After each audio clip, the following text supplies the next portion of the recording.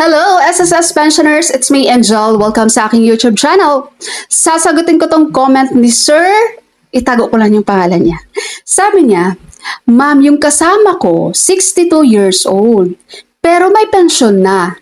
Hindi na daw hinuhulugan ng kumpanya niya ang kanyang SSS. Okay, bago ko to sagutin, mag-refresh muna tayo guys ha. Kapag nasa optional retirement pa lang tayo, edad 60 to 64 years old. Kapag mag-file tayo ng retirement na nasa ganitong edad pa tayo, dapat wala na po tayong trabaho niyan, di ba? At kapag nagpepensyon na tayo sa SSS at nasa ganyang edad pa tayo, 60 to 64 years old, kapag bumalik tayo sa trabaho natin, ititigil din po ni SSS ang ating monthly pension. Dahil kakaltasan ka ulit niya ni employer mo ng government mandated contributions katulad ng SSS, PhilHealth, Pag-ibig. Kumbaga, magkakaroon ka kasi ulit ng bagong hulog dito sa SSS. Pero, eto ha, sinasabi ko naman to guys kahit dati pa. Kapag pensyonado ka na ni SSS at nasa optional retirement age ka pa lang, 60 to 64 years old, at babalik ka sa trabaho mo, para po hindi masuspend or hindi maitigil ni SSS ang iyong monthly pension, pakiusapan mo ang employer mo guys na huwag ka nang kaltasan pa ng mandated government contributions, mapa SSS, PhilHealth at Pag-ibig man yan. Halimbawa, tinawagan ka ng dati mong company. Ma'am Irene, balik ka na po dito. Pinapabalik ka ni boss. Baka gusto mo ulit magtrabaho. Then, i-negotiate mo na agad sila. Sige ma'am, babalik po ako sa trabaho pero huwag niyo na po akong kaltasan ng mandated government contributions ng SSS, PhilHealth at Pag-ibig. Pensyonado na po kasi ako ngayon eh.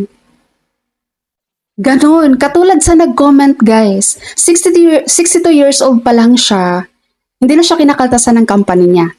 Kaya ngayon, tuloy-tuloy ang kanyang pensyon sa SSS. Possible kasi yan guys. Dati sa company namin, meron din kaming employee na retired na siya, pensyonado na siya ni SSS. Kaya hindi na namin siya kinakaltasan ng kahit anong contributions ng SSS, PhilHealth at Pag-ibig. Basta tandaan mo lang po, kapag nagpaplano kang magtrabaho ulit, ngayong pensyonado ka na ni SSS, tingnan mo kung nasa optional retirement age ka pa lang, 60 to 64 years old.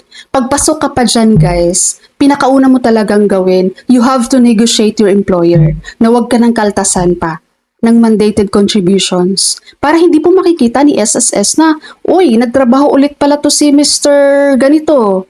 Nasa optional retirement pa lang. Kasi pag nakikita ni SSS guys na meron kang contributions, na nagtrabaho ka ulit, ititigil po nila yan, ang iyong monthly pension.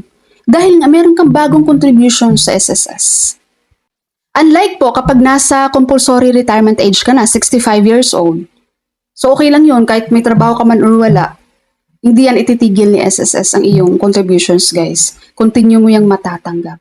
Kaya kapag nasa optional retirement ka pa lang, pinakauna mong gawin yan, negotiate your employer na huwag kang kaltasan pa ng contributions.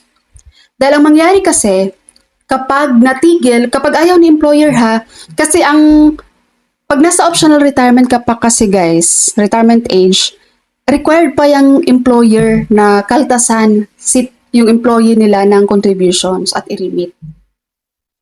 Required pa yan sila. Kaya kailangan mo silang i-negotiate na huwag ka ng kaltasan. Kasi pensyonado ka na. Alright? Pero just in case man po, just in case lang ha, na natigil ni SSS ang iyong pensyon dahil nagtrabaho ka nga ulit, ang kailangan mo lang dyan guys, kapag mag-retire ka na, magre-reapply ka lang sa kanila. Apply ka ulit ng retirement sa SSS. Dahil po, ang mangyayari dyan ay magre-recompute sa SSS.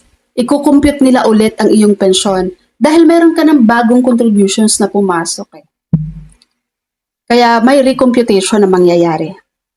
Nagets, mga SSS members and pensioners natin dyan. Bago ko i-end ang ating video for today, sa naghahanap ng pabango, available po ang mga products na to. Ang link ay nasa description ng aking video.